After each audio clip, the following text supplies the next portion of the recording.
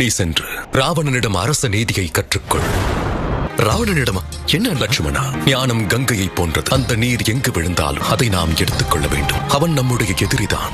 நான் இல்லை என்று சொல்லவில்லை. எவ்வளவோ தீய குணங்கள் இருந்தாலும் ராவணனிடம் நல்ல குணமும் உண்டு. அவனிடம் சென்று கற்றுக்கொள். என் அண்ணன் உன்னை ஞானி என்று கூறுகிறார். ஆகையால் அவர் அறிவுரையின்படி உன்னிடம் அரச நீதியை கற்றுக்கொள்ள வந்தேன். என் அண்ணனின் வார்த்தைக்கு மதிப்பளித்து உன்னிடம் அரச நீதியை கற்றுக்கொள்ள வந்திருக்கிறேன். ராவணா, கற்றுக் கொடுக்க முடியுமா முடியாதா? பார்த்தீர்களா அண்ணா?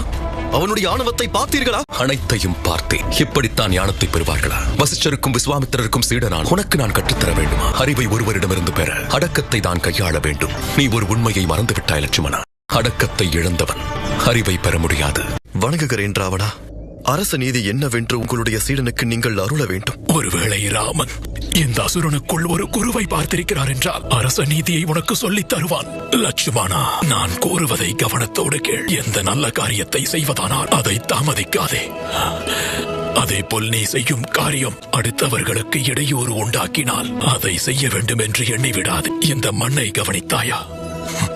எந்த அரசன் அவர் மண்ணுக்காகவும் மக்களுக்காகவும் வாழ்கின்றானோ அவனை உலகமே திரண்டு வந்தாலும் தோற்கடிக்க முடியாது. நான் என்னுடைய மண்ணுக்கு சேவை செய்ய எண்ணிய பொழுது தோல்வியை வந்ததில்லை என்று நான் அவற்றை மறந்து என் ஆசைக்கு முக்கியத்துவம் தந்தேனோ அந்த நிமிடமே என் மண்ணையும் மக்களையும் நான் மறந்து போனேன். நான் என்ற ஆணவம் என் ஒருவனை மட்டுமல்லாது அனைத்தையும் அழித்துவிட்டது.